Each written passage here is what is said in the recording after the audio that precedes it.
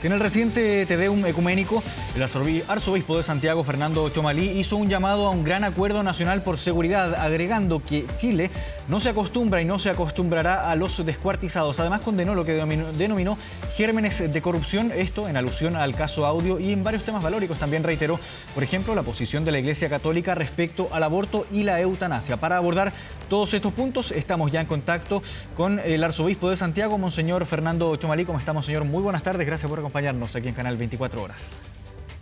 Muy buenas tardes, gracias por la invitación, Marco. Gracias a usted también por atender nuestro llamado. Primero, hablemos de este gran acuerdo nacional por la seguridad y también por la corrupción que hizo usted en medio de su homilía en este 18 de septiembre y que fue evidentemente lo que generó mayor repercusión por una parte en la prensa, pero también mayores reacciones políticas.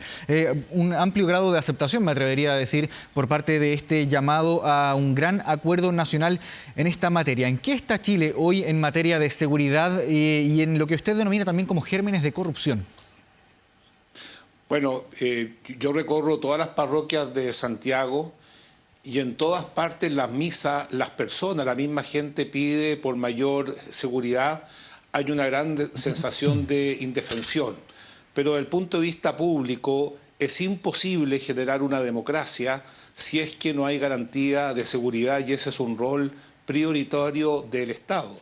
Y no hay ninguna posibilidad de democracia, de vivir en un Estado de Derecho, si hay signos de corrupción que los tenemos que conocer y, por supuesto, que atender en su mérito. Estamos en un momento muy complejo y no lo digo yo, es lo que escucho en las personas con las cuales me relaciono día a día, en las parroquias, en nuestras obras sociales, y por lo tanto espero que este llamado encuentre acogida y que al menos en la seguridad, digamos, estamos todos absolutamente de acuerdo, y eso es a todo nivel, no solamente a nivel policial, a nivel judicial, a nivel legislativo, sino que a nivel de cada una de las personas. Tenemos que empezar a pensar otra manera el país. Claro, usted mencionaba ahí, y voy a citar aquí textualmente lo que usted mencionó, no puede ser una moneda de cambio para ser negociada por una ley u otra concesión, refiriéndose evidentemente a cómo avanza y cómo se enfrenta en definitiva los problemas de seguridad pública en nuestro país. A su juicio, ¿cómo se ha enfrentado este tema por parte del mundo político, de las autoridades, que son las que toman las decisiones?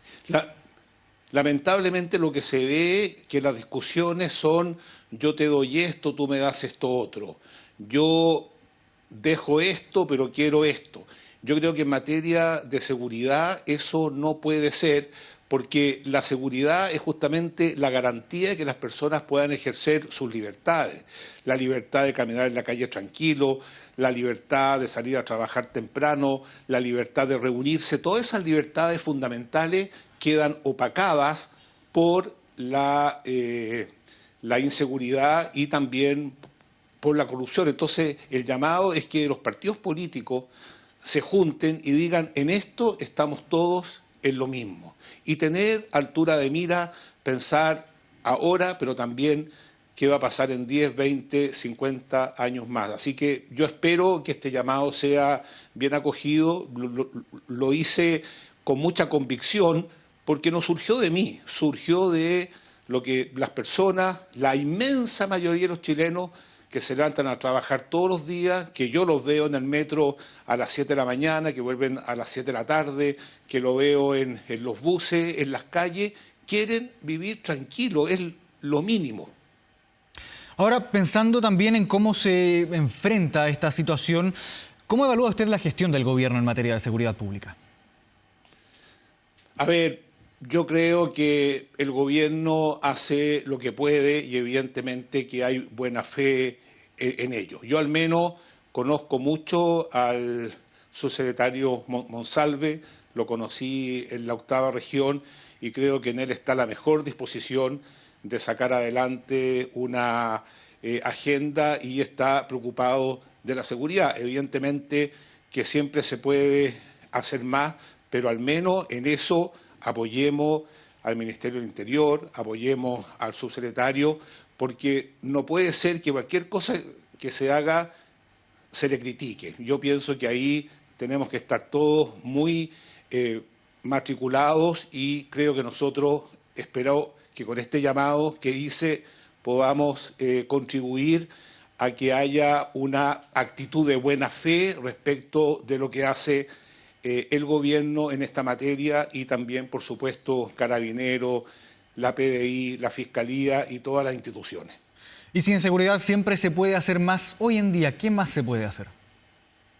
Bueno, yo tengo entendido que los proyectos van lentos, pueden ir más rápido.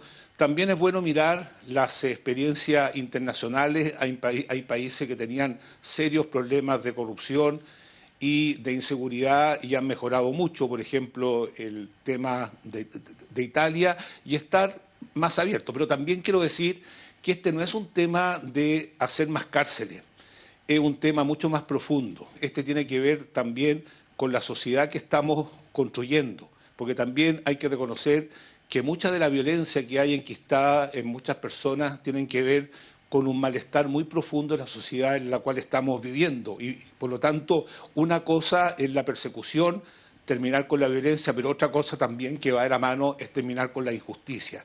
Y ahí hay mucho que hacer en materia educacional, en materia de vivienda, en materia hospitalaria, porque también hay que decirlo, los países más justos, los países donde no hay tantas diferencias como las que vemos en Chile, también son países, son lugares donde la violencia disminuye. Y también pensar en la educación.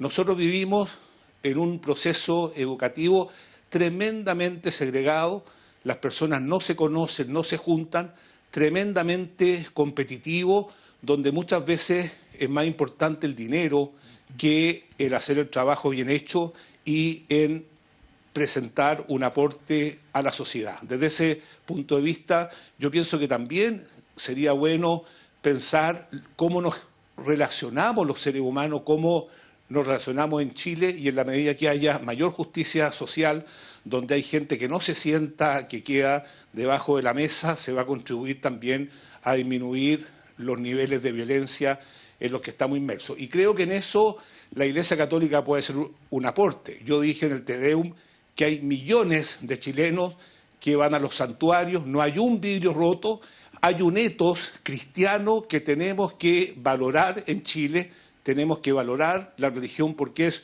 un andamio tremendamente importante para la construcción del país. Claro, eso pensando también en el mediano y largo plazo, también cómo ir solucionando esto ya de manera más estructural, pero considerando el problema que tenemos hoy en Chile y que lo vemos a diario con situaciones de seguridad pública, evidentemente asesinatos, homicidios, robos y un montón de situaciones más. Hay muchos actores políticos que han planteado la idea, por ejemplo, de que las Fuerzas Armadas puedan colaborar con la seguridad pública. ¿Usted consideraría esta opción una opción válida? Lo que pasa es que yo no tengo soluciones técnicas, no me corresponde a mí dar soluciones técnicas, pero sí dar directrices, abrir, digamos, el debate de tal manera que haya diálogo, porque no sacamos nada con dar soluciones si nadie se escucha, si nadie hace un análisis en profundidad. Y creo que en ese sentido también debo decir lo que yo veo, que estos temas no se toman con la profundidad que tienen, porque son temas holísticos, tremendamente complejos, que se tienen que solucionar en un todo. Pero yo sería irresponsable si diera soluciones técnicas, porque no las tengo, porque no es mi competencia y porque tampoco sé exactamente cuáles son los efectos que tiene una medida u otra. Pero sí no podemos quedar impávidos y las personas que tienen las competencias pueden dar soluciones y actuar rápido, porque el malestar de mucha gente es grande. Es increíble cómo en todos los sectores la gente está prácticamente enrejada, con cerco eléctrico, y lamentablemente los más perjudicados son los más pobres, y eso evidentemente que duele mucho. Sin duda. Ahora volvamos a este gran acuerdo nacional que propuso usted en medio de su homilía el 18 de septiembre en el Te Deum. Y volvamos también al concepto de que esto no puede ser una moneda de cambio. ¿Cuán probable usted ve que se pueda llegar o se puedan sentar todos los actores políticos de manera transversal a pensar en una solución, en un gran acuerdo nacional que permita combatir la seguridad pública, enfrentar esta situación? Yo tengo mucha esperanza, porque en los momentos de de complejo en Chile se ha salido adelante. Es cosa de ver lo que pasa cuando hay desastres naturales, es cosa de ver lo que pasó hace 40 años atrás, donde todos transversalmente valoraron que la Iglesia, la Santa Sede, hicieron un acuerdo entre Argentina y Chile para evitar una guerra, lo que pasó también con el Acuerdo Nacional. Yo pienso que cuando caigamos en la cuenta de la situación que estamos viviendo, sin lugar a duda va a haber esa magnanimidad, esa grandeza de espíritu que caracteriza a los chilenos, que tiene una larga tradición democrática. Y la larga tradición democrática está en reconocer un problema y tratar de salvarlo de la mejor forma posible. Yo tengo mucha esperanza y, por supuesto, como siempre, la mesa de la Iglesia está siempre disponible. De hecho, a mí me ha llamado la atención que todos los partidos políticos, casi todos diría yo, han ido a conversar conmigo con un espíritu muy propositivo, y pienso que tenemos que mirar que en estos momentos es el alma de Chile la que sale adelante, y evidentemente que, como dije en la homilía, tenemos tantos motivos para tener esperanza, tantos motivos para sentirnos orgullosos de un país extraordinario como es el Chile, y vamos a salir adelante, no me cabe ninguna duda. Hablemos también de otro de los grandes temas que surgió en medio de la homilía y que evidentemente está cruzando por la contingencia durante estas semanas, que es la corrupción o este germen de corrupción, como usted lo menciona. ¿Qué puede hacer el Estado frente a esta situación? Bueno, yo pienso que tenemos que reconocer que hay serios problemas, y de larga data, y de todos los sectores. Eso es un drama que es muy doloroso, y también nosotros como Iglesia tenemos que hacer un mea culpa, sin lugar a dudas, y pienso que tenemos que pensar en un nuevo país, y un nuevo país parte por saber cuál es nuestro proyecto como país, y también saber si nos van a educar para servir a Chile o para servirnos de Chile. Pienso que si tenemos un proyecto común, macizo, importante, si pensamos qué futuro le vamos a dejar a las generaciones que vienen, vamos a darnos cuenta que muchas de nuestras actitudes están muy centradas en nosotros mismos y no en el bien común. Mucha gente cree equivocadamente que el bien común es la suma de los bienes individuales. Eso no es así. El bien común es poner lo mejor de uno mismo, incluso postergando proyectos personales, pensando en las futuras generaciones. Y creo que el sistema que tenemos nosotros, que gira excesivamente en torno al bienestar personal, no ha colaborado a principios tan básicos como es el sacrificio, como es la virtud, como es la confianza, que son los elementos que van constituyendo un país donde cada uno dice: yo los talentos que Dios me ha regalado, todo lo que Dios me ha regalado, yo lo pongo a disposición de los demás. Y ahí todos tenemos mucho que hacer. En primer lugar, los funcionarios de Estado hacen un esfuerzo inmenso. Yo los conozco. El Estado es el lugar que está en todo Chile. También los empresarios, he conversado con ellos, hacen un esfuerzo inmenso. Los emprendedores, ¿para qué decir toda la institucionalidad que tenemos para que se pueda cumplir justicia? Pero lamentablemente, cuando la avaricia, el ansia de poder prevalecen por sobre el bien común, nos encontramos con estas situaciones que son de larga data, y quiero decir lo siguiente, que la gente se cansa, la gente se aburre. ¿Por qué?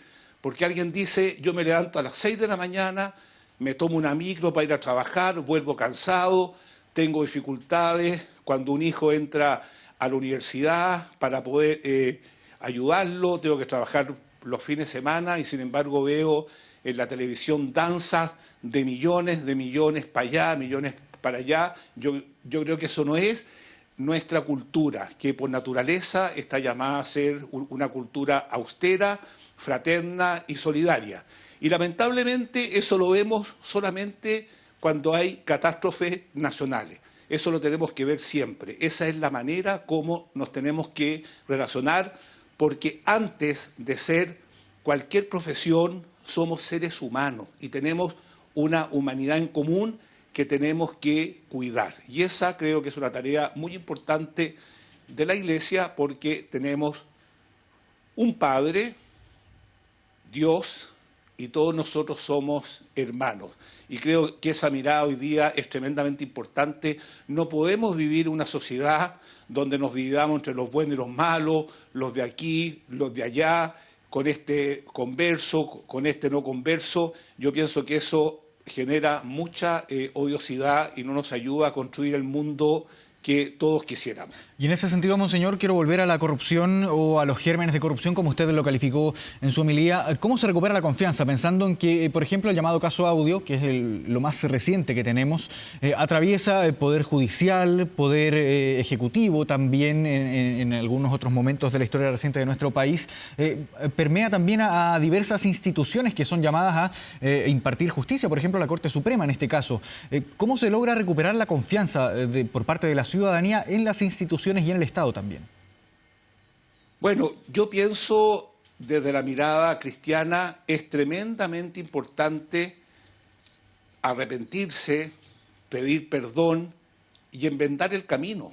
Creo que eso es tremendamente importante. Eso es muy valiente, decir me equivoqué, actué mal por esto o esto otro, y pienso que ese puede ser un motivo de gran educación para cada uno de nosotros. Estos son procesos que están en curso. A mí no me corresponde hacer un juicio al respecto, pero ha sido muy lamentable que prácticamente todas las instituciones han tenido serios problemas de corrupción, y eso, el daño que hacen a la inmensa mayoría de las personas que pagan su cuenta, que se sacan el pan de la boca para que su hijo estudie. Yo los conozco, que hacen esfuerzo inmenso para poder tener su casa propia, sientan que quienes tienen la misión de cuidarlos, porque quienes trabajan en instituciones públicas tienen la misión de cuidar a los ciudadanos, han estado más preocupados de cuidarse a sí mismos. Eso es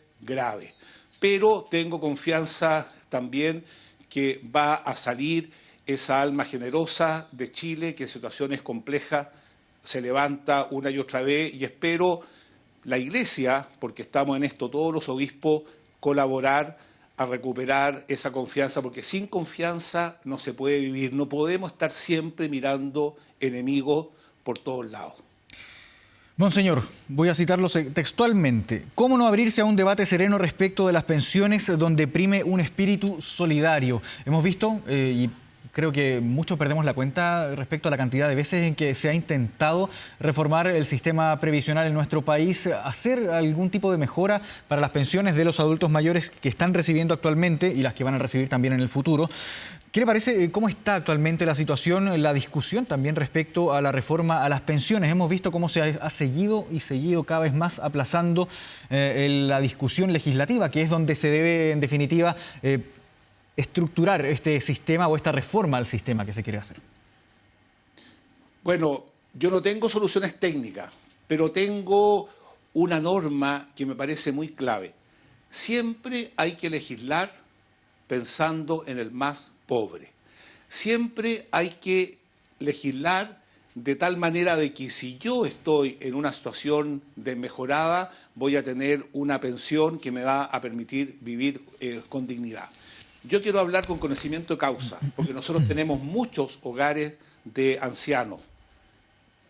Es doloroso que una mujer diga, comencé a trabajar en un colegio, en el servicio público, donde sea, joven, llena de entusiasmo, con grandes proyectos, terminé pobre, sola, enferma y abandonada. Creo que eso no puede pasar en un país civilizado. Pero junto con las pensiones hay que ver otros temas que son muy importantes. Por ejemplo, el tema de la natalidad. La natalidad es un tema de largo aliento que hay que verlo con urgencia, porque Chile es un país que está envejeciendo.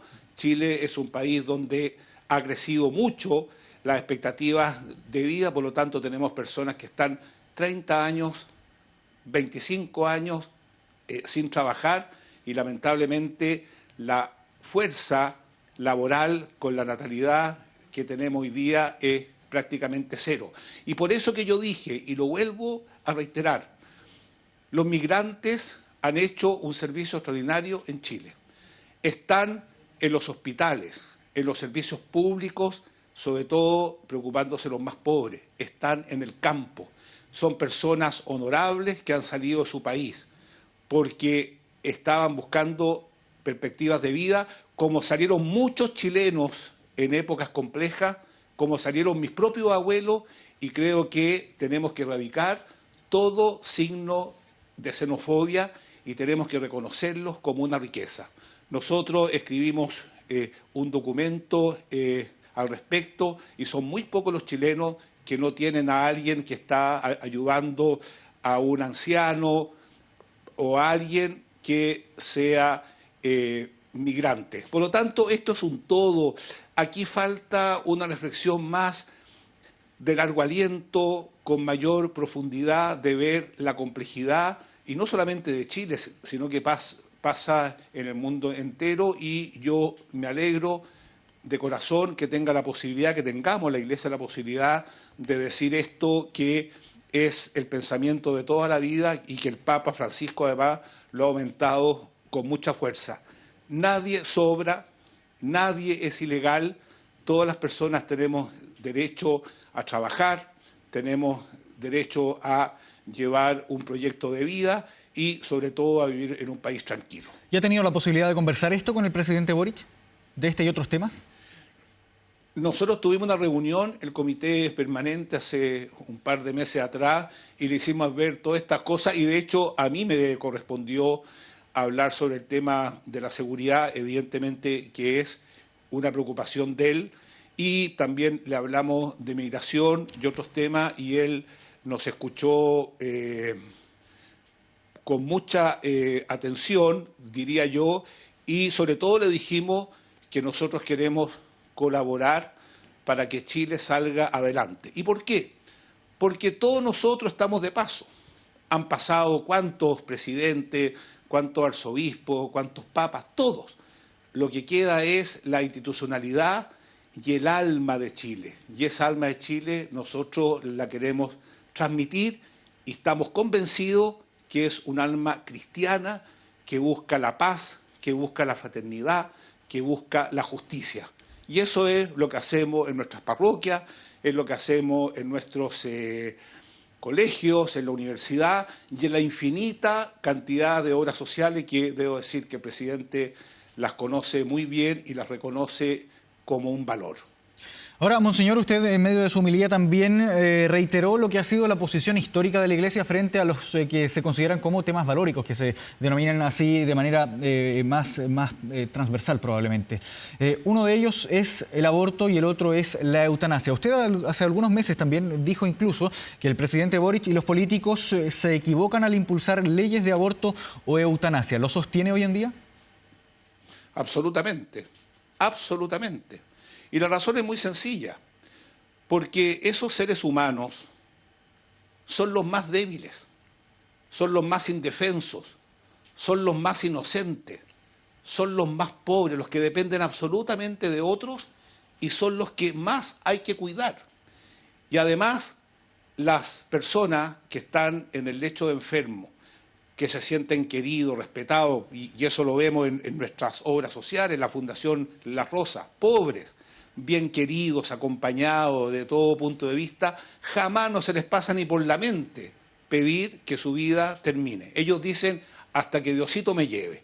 Y en el caso de los embarazos complejos, hay instituciones que a estas mujeres que viven dramas, que yo no los niego, que quede claro eso, son dramas a veces terribles, pero ese drama acompañado en todo sentido suelen terminar siempre con el niño en el brazo. Y por lo tanto, lo que nosotros decimos que no podemos solucionar problemas serios, complejos, difíciles a través de un acto de violencia.